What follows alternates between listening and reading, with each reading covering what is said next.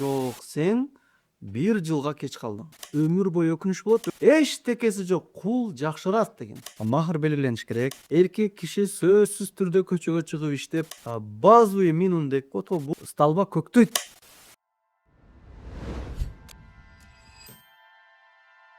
Бала тарбиялоо али бала төрөлүүлүктө башталат. Билесиздерби?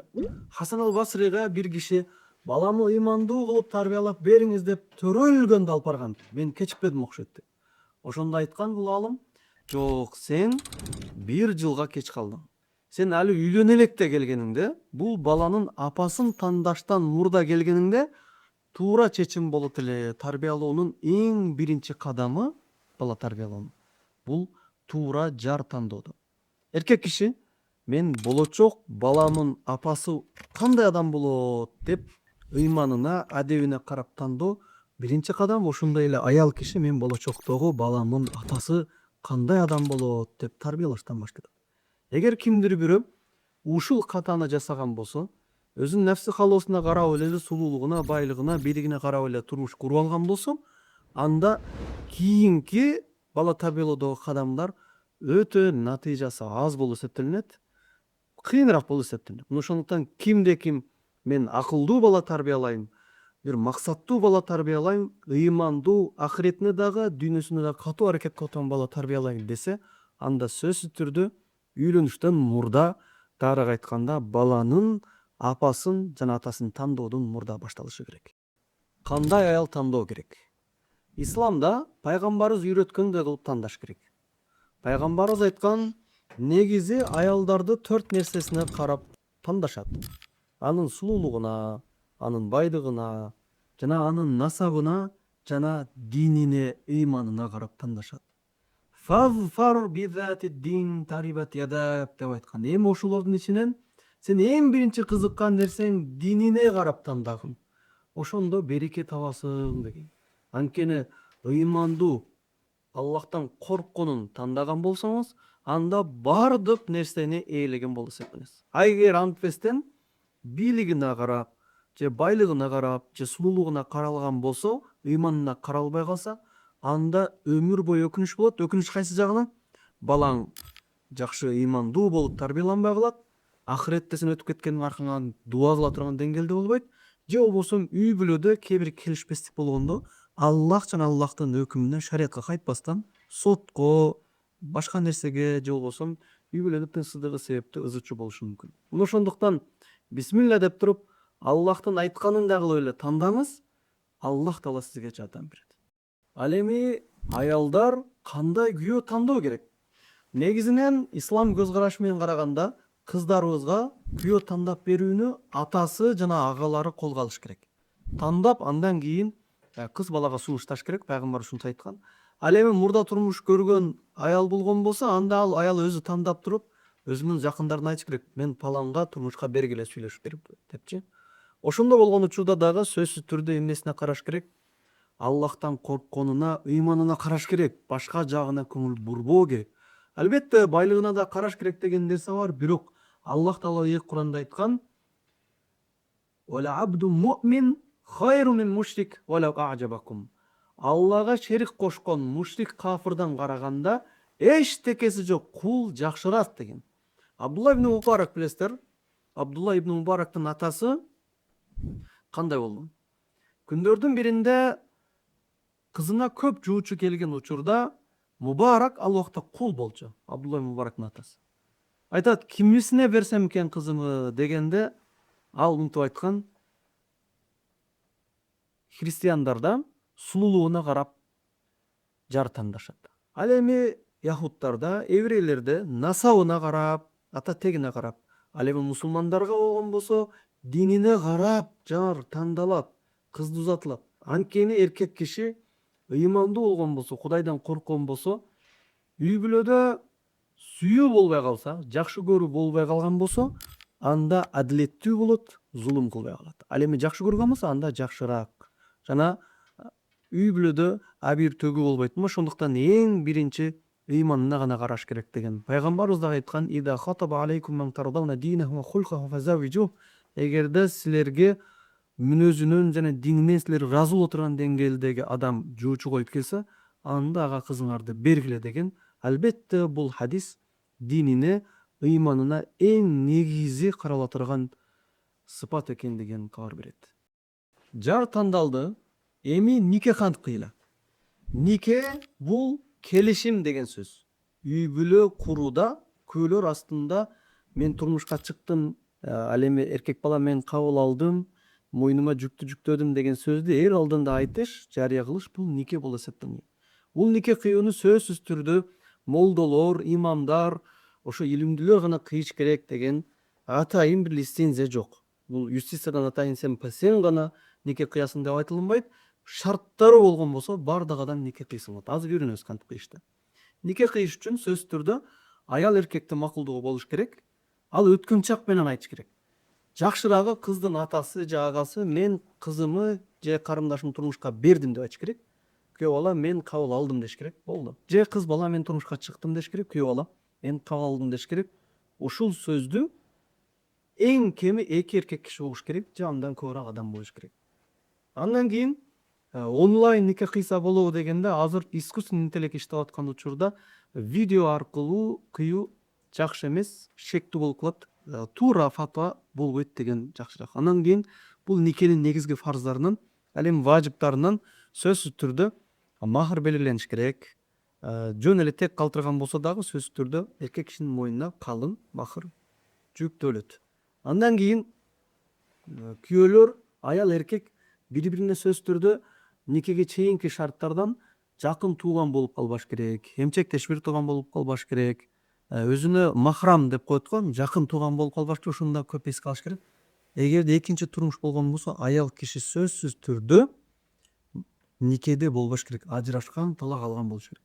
Эми эркек киши никеге 4кө чейин уруксат бар дагы, кокус нике кыйылып калса деле ал эч нерсе эмес. Бирок аял кишиники сөзсүз түрдө талак алгандан кийин 3 ай бою идда убактысы, 3 хайз өтүш керек. Андан кийин аял киши бош эсептелинет дагы, теңин тапкан болсо нике кыйганга жарактуу. Ага чейин нике кыйганга болбойт. Аллах таала никелерди, үй бүлөлөрдү бекем кылсын. Үй бүлөдө аялдын милдети, эркектин милдети бар. Экөөнүн милдеттери бири-бирине окшобойт. Анткени аял такыр башка табият, эркек башка табият. Эркек киши топурактан, жерден жаралган, аял киши эркек кишинин кабыргасынан жаралган. Ошондуктан аялдын дагы эркектин дагы функциясы, милдеттери башка болуп эсептелет. Биринчи кезекте эркек кишинин милдетин карай турган болгон болсок, эркек киши сөзсүз түрдө көчөгө чыгып иштеп, аялын адал ырыскы менен багыш керек, тамагын жейленип. Экинчиси, аял кишинин кийимин караш керек. Үчүнчүсү, аял киши жашай турган турак жайын кылып бериш керек. Төртүнчүсү, аял кишинин сырын сакташ керек. Бул негизги милдеттемелердин ичине кирет. Ушул нерсени сөздөр эркек киши кылып бериш керек. Анан кандай деңгээлде кылыш керек дегенде дагы ал базовый минимум деп коет го, бул шарият милдеттендирген, ушул базовый минимумга гана уруксат. Эмнеси? Аял кишинин бир бөлмөсү ичине күрүчтөнө турган, ал бөлмөгө өзүнөн башка эч ким киргизбей койгонго акысы боло турган бөлмөсү болуш керек. Жана андай общий эл жашай турган аэропорт эмес, ичи күрүчтөнө турган өзүнчө комнатасы болуш керек. Анан 2 комната, 3 комната болуп кетсе жакшыраак. Бирок эң кеминде 1 комната милдеттүү. Экинчиси, өлбөй калбадай тамак кылып бериш керек. Эң азы жана орозо фитрде берилип атат го, 60 сомдук, жарым килограммдык, 1,5 килограммдык будай бир күндө ошол жегенге нанга болуш керек. Андан көбүрөөк эт, шашлык, ачуу эт, жакшынакай тамактар болгон болсо андан жакшыраак. Ошондой эле кийими аврат ачылып калбай турган деңгээлде кийим алып бериш эркек кишиге милдеттүү. Түрлөп бирин коюп экинчисин кие турганда кылып кийип бериш ал эркек кишинин артыкчылыгы болуп эсептелет. Алла таала Куранда ла тансаул фадла байнакум. Силер аял эркек бири-бириңердин араңарда үй бүлө артыкчылыктарды унутпагыла. Ушул милдеттемелер эркек киши аткарбаса Аллах алдында жооп берет. Аткаргандан кийин эркек киши аял киши аткара турган милдеттемелерди алганга укуктуу болуп эсептелет. Ага кошумча дагы милдет бар. Бала төрөлгөн болсо, баланы дагы багыш эркек кишинин милдети болуп эсептелет. Аял кишинин милдети эркек кишинин милдетине караганда алда канча жеңил, бирок аябай жооптуу. Кооптуу жана сооптуу милдет. Ал кандай? биринчи кезекте аял кишинин милдети өзүнүн абийирин бекем сакташ. Бардык эркек кишини сындыра турган нерсе аялы туура эмес жол менен жүрүп кеткен болсо. Эгер аял киши өзүнүн эле намысын бекем сактап, Аллах алдында дагы ак болуп, күйөөсүнүн алдында дагы абийирин сактап берген болсо, бул аял өзүнүн чоң милдетин аткарган болуп эсептелет. Бул бир. Экинчи милдети күйөөсүнө кынтыксыз моюн сунуш керек. Нике кыйылды, болду, эмне деп айткан болсо макул деш керек. Мына ошол аял кишинин милдеттемелерине кирет. Анан үчүнчүсү эркек кишинин байлыгын жана балдарын сактап бериш керек. Ушул аял кишинин негизги милдеттемелерине кирет. Андан кийинки милдеттемелер бул кошумча милдеттерге кошулат, бирок азыркысы эң негизгиси.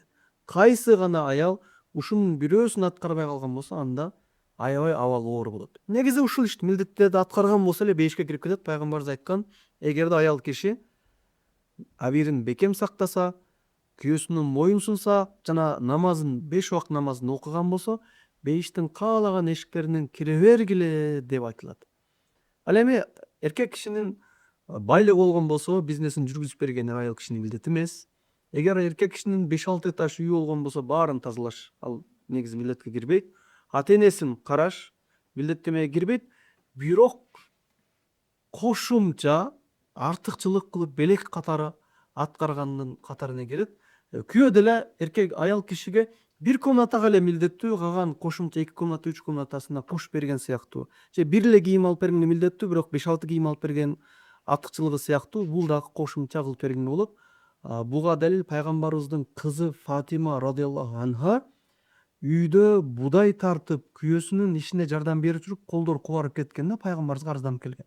Мен жашоодо кыйналдым, мага кызматчы бер, ошокто кул бер дегенде пайгамбарыбыз айткан, өзүң ишиңди аткаргын деген сөздү эле тагыраак айтканда үйдө ошол кайната кайненеңин карагын, үй жумуштарынан чарчабагын деген сөздү башкача тил менен айткан.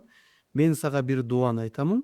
Эгер ошону аткарган болсоң, сен ушундай күчтүү болосуң, баардык ишке жетишесиң деп дуаны үйрөткөн. Ошондуктан келиндер дуаны бекем кылып, аял эркек бири-биринин ортосунда артыкчылыктарды кылбаш керек. Андан кийин эркек киши аял кишинин көп кылган артыкчылыктарын, ата-энесин караган, өзүн караган, кийимин үтүктөп берген, ушундай кирин жууп берген иштерди көрүп туруп, аял кишинин кээ бир кемчиликтерине көзүн жума алат дагы, жакшы көрө алат, сүйө алат.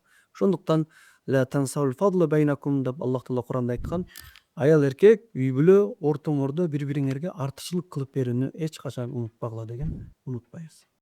Эркек кишиге Аллах Таала көп милдеттемелер жүктөгөн. Ошондуктан эркек киши эмне кесип кылсам экен, эмне бизнесмен болсом экен, же уста болсом экен, таксист болсом экен деп кыйнала берет. Аял кишиге Аллах Таала мурунтан эле өзүнүн жумушун даярдаган. Күйөөңө моюн сунасың, болду. Күйөөгө моюн сунасың, сен доктор болушуң да керек эмес, мугалим да болушуң керек эмес. Башка иштерде кылып убарып болбо, сен күйөөңүн эле айтканын кыл, болду. Негизги ишим ошол. Ошо менен түз бешке кирип кете бересиң. Анткени балаңы багыш менен, күйөөгө моюн сунуш менен болгон убактыңды берген болгон болсоң, Аллах Таала ошол нерсе менен ыраазы болот. Аял киши бешке кириш оңой. 5 убакыт намазын окусаң, пайгамбар айткан, "Ида саллат хамсаха" депчи. Ва таат заужаха, күйөөсүнө моюн сунган болсо, жана өзүнүн абийирин таза сактаган болсо, бейиштин каалаган эшигинен кире бергиле деп айтылат. Ошого аял киши бейишке кириш үчүн оңой эле. Намазын оку, күйөөңө моюн сун, өзүңдүн абийириң бекем сакта, прямо бешке кирип кетер. Эркек кишилер мындай эмес. Эркек киши өзүнүн абийирин бекем сактап, намазын окуп, башка кылгандан кийин деле, эгерде бала мачка калган болсо, же бир жерде башка көчөдө жумуш кылып атып бирөөгө зулум кылган болсоң, анда дагы сен тозокко кирип кетиш коркунучу бар. Аял кишиники бейишке кириши оңой иш. Мына бул айтылган нерсе ислами үй бүлө куруудагы милдеттемелер. Бирок ислами эмес, ыймандан алыс болгондорго биздин сөзүбүз тиешелүү эмес. Ошондуктан кыжалат болбостон наар өтүп кете бересиздер.